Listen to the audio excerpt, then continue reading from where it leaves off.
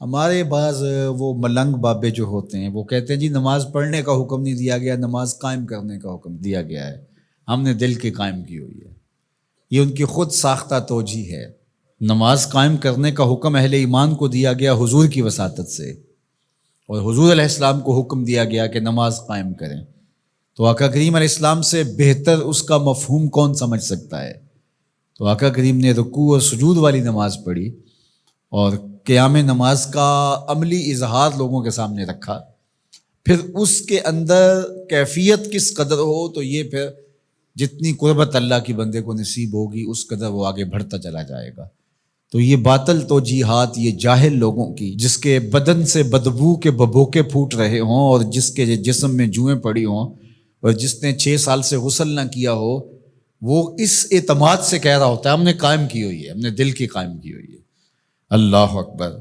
تو یہ اس معاشرے میں ایسے لوگوں کو ماننے والے اور ایسے لوگوں کی باتوں کو غور سے سننے والے اور ان جاہلانہ باتوں کو معرفت کی باتیں قرار دینے والوں کی کمی بھی نہیں ہے۔ تو اللہ تعالیٰ جل شانہ سے ہدایت مانگنی چاہیے کہ اللہ ہمیں ہدایت کا نور نصیب فرمائے۔ تو اقامت نماز سے کیا مراد ہے؟ اس کی فرائض کے ساتھ ادا کرنا، یا پھر رکوع سجود تلاوت کا اتمام اور اس میں خشوع کا اور خضوع کا اظہار اور اس میں مکمل ڈوب جانا کہ گویا تم اللہ کی عبادت کر رہے ہو تو اس کو دیکھ رہے ہو۔ اور حضرت عثمان غنی رضی اللہ تعالیٰ عنہ فرماتے ہیں کہ جس نے صحیح وضو کیا، حضور علیہ السلام سے روایت کہ جس نے صحیح وضو کیا جس طرح میں نے وضو کیا ہے اور 2 رکعت پڑھی اور اس میں اس کو کسی غیر کا خیال نہ آیا، تو اللہ تعالیٰ اس کے پچھلے سارے گناہ معاف کر دیتا ہے صرف 2 رکعت سے۔ لیکن اگر ساری نماز ہی خیالوں سے بھری پڑی رہی اور تصورات کہیں اور بھٹکتے رہے اور انسان کھڑا نماز میں ہے لیکن بہکتا کہیں اور رہا، تو پھر وہ نماز کی صحیح اقامت نہیں ہوگی۔ تو اقامت صلاۃ سے مراد جو ہے وہ یا تو اس کو فرائض و واجبات کے ساتھ ادا کرنا، اور دوسرا مفہوم کے خشوع کے ساتھ پورے اراکین کا اعتدال اور اتمام۔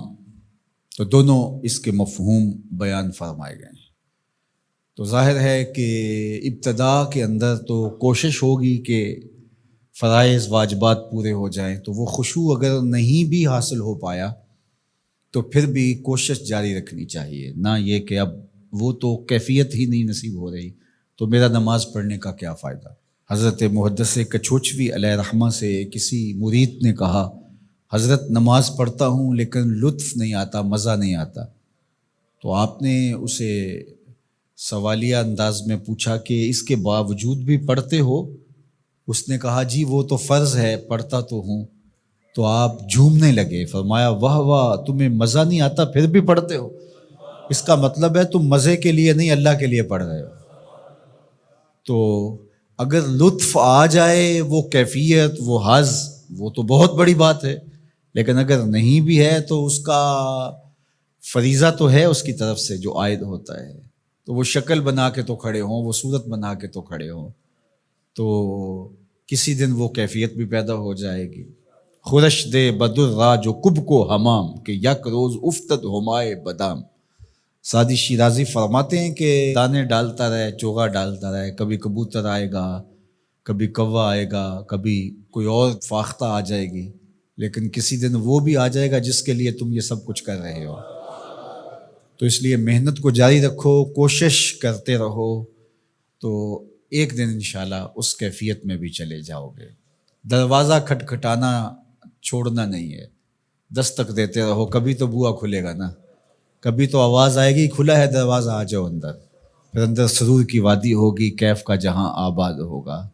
اور آقا کریم نے ہمارے لیے آسانی پیدا فرما دی کہ اللہ کی عبادت اس طرح کرو کہ گویا تم اسے دیکھ رہے ہو، اور اگر یہ نہیں تو کم از کم یہ کیفیت تو ہو کہ وہ تمہیں دیکھ رہا ہے۔ تو اپنی اپنی کیفیت ہوتی ہے، بہرحال نماز کو ترک نہیں کرنا، بھرپور کوشش ہو کہ خشوع و خضوع کے ساتھ نصیب ہو۔ تو نماز کی اقامت کا یہی مفہوم ہے۔